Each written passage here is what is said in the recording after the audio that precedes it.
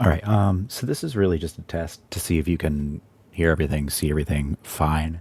I don't want to spend a bunch of time doing stuff if you're like, I can't see what you're doing, and you should feel bad about your camera setup, even though it's really just streaming setup. I'm just streaming, except it's to you, and I'm crocheting shit, which is kind of cool.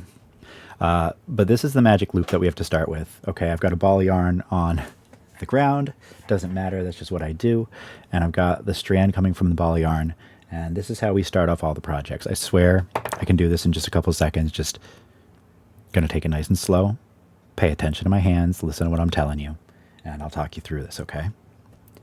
So I take the yarn, connect it to the ball. I'm gonna run this just across my hand like this and pinch it tight with my thumb. Okay, I'm gonna hold that right there. And then I take the back of it, the part that is connected to the ball, and I'm gonna run this under right here between my pinky and these three fingers. Okay, the pinky's gonna give us some tension and hold everything in place for us. So I'm gonna take this yarn, I'm gonna run it up and make an X over my hand like this with the first strand, and then run it down. If you want to, you can stick that also right there in between your pinky and your other three fingers, get a little tension. And if you turn your hand over, we've got two strands running parallel to each other like this. This is where we're going to take our hook. This is the 5.5. That's what we're going to use for most of it, I think. And we're going to run this underneath the first strand here on the right. And then we're going to catch this strand on the left and pull it all the way back until we're past the first strand. Do you see that? I'm going to take my hook and I'm going to turn it with the yarn on it so that now we have a little loop.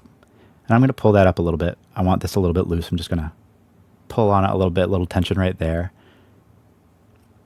And so this is maybe where it gets a little bit tricky, okay? We've got our X still, kind of, but we're going to take this top left part here.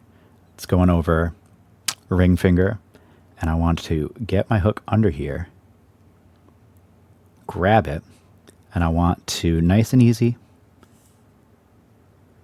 pull it together like this, okay?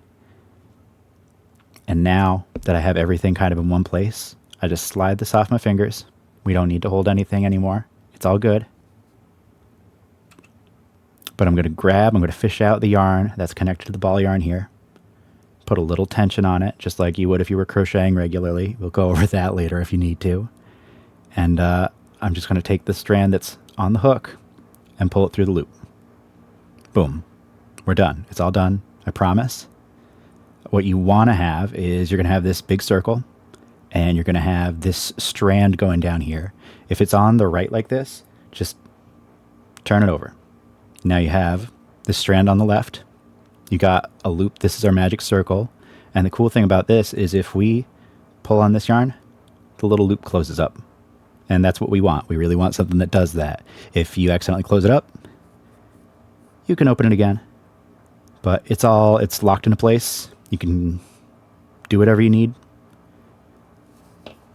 And we'll probably go over that a lot more slowly. Again, I just wanted to test, make sure this works. And also, I feel like the file size is going to be like wild. I'm going to need to compress it way down and figure out how to send it to you. So there you go.